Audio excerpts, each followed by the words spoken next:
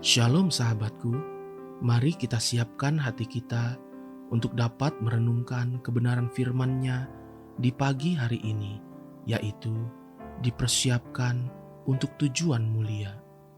Mari kita buka Alkitab di dalam kitab 1 Raja-Raja 6 ayat yang ke-7. Pada waktu rumah itu didirikan, dipakailah batu-batu yang telah disiapkan di penggalian, sehingga tidak kedengaran palu atau kapak atau sesuatu perkakas besi pun selama pembangunan rumah itu. Saya mengenal seorang pekerja bangunan. Keahliannya adalah pekerjaan untuk memotong dan memasang batu marmer untuk sebuah bangunan. Satu kali saya melihat dia begitu sibuk bekerja, memotong, mengasah, bahkan lebih tepat dikatakan seperti seorang pemahat. Batu marmer tersebut dipotong sedemikian sempurnanya, mengikuti pola tertentu, bentuk, dan ukuran tertentu. Ketika saya bertanya, untuk apa batu itu dipotong dengan ukuran dan bentuk tertentu, lalu dia menunjuk ke satu bagian rumah di bagian atas yang masih berlubang dan berkata, "Batu ini saya potong dan asah persis untuk menutup bagian yang belum selesai di atas sana, supaya ketika dipasang tidak perlu lagi dipotong dan dipahat untuk tepat menempati bagian yang belum terisi." Ketika Salomo mengerjakan bagian-bagian untuk pekerjaan rumah Tuhan, ada satu detail cara bekerja para tukang batu yang disingkapkan dan sengaja dicatat di dalam firman Tuhan di atas, yaitu pada waktu rumah itu didirikan, dipakailah batu-batu yang telah disiapkan di penggalian, sehingga tidak kedengaran palu atau kapak atau sesuatu perkakas besi pun selama pembangunan rumah itu. 1 Raja-Raja 6 ayat yang ke-7. Inilah pola kebenaran firman Tuhan di dalam membangun rumah Allah atau bait Tuhan. Ada proses, ada persiapan, ada gesekan, pukulan, dan tempaan. Tapi semua itu dikerjakan di bawah sini sebelum bagian-bagian yang akan dipakai untuk menutup lubang-lubang bagian rumah Tuhan diangkat ke atas sana untuk tujuan yang mulia. Bukankah hidup kita ini adalah bait Allah? Semua yang terjadi dan kita alami atas seizin dan kehendak Tuhan.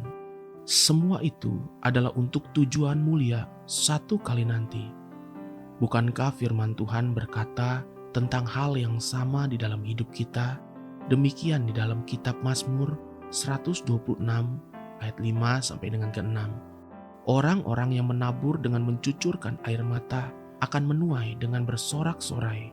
Orang yang berjalan maju dengan menangis sambil menabur benih pasti pulang dengan sorak-sorai sambil membawa berkas-berkasnya. Perikop judul firman tersebut dituliskan sebagai pengharapan di tengah-tengah penderitaan. Sebab memang hal ini berbicara tentang penderitaan saat ini untuk tujuan yang lebih mulia nanti. Setidaknya karakter ilahi akan mulai terukir di dalam kita saat kita mengalami tekanan saat seperti ini. Lebih jauh lagi, batu-batu yang dipahat dan dipukul untuk bentuk dan desain yang khusus yang dikehendaki oleh pandai batu itu, semua dikerjakan saat batu itu masih di bawah. Itulah persiapan untuk tujuan yang mulia. Tujuannya agar satu kali nanti, ketika sudah di atas sana, tidak lagi terjadi benturan-benturan yang memalukan. Sebab itulah pada saat batu-batu itu hendak disusun satu dengan yang lainnya, tidak lagi terdengar benturan dan pukulan lagi. Apabila kita aplikasikan kebenaran ini di hidup kita saat ini, berapa banyak kita melihat perkakas batu-batu untuk tujuan mulia yang menjadi sukses dan berhasil di pelayanan, di pemerintahan, di dunia usaha, namun harus berbenturan dengan hukum, dengan kepolisian, dengan pengadilan. Bukankah hal seperti itu bukan hanya memalukan dan menyakitkan, tapi juga bisa menjadi batu sandungan bagi banyak orang? Itulah sebabnya bersyukurlah jika hari-hari ini kita dilayakkan untuk menerima tempaan, sebab tujuan Tuhan adalah mulia dan untuk kebaikan kita satu kali nanti. Haleluya, sahabatku, Mari kita sama-sama berdoa. Terima kasih Bapa Surgawi, aku bersyukur untuk segala sesuatu yang Kau izinkan terjadi atasku, sebab tujuanmu itu mulia. Amin. Jesus loves you, and so do I.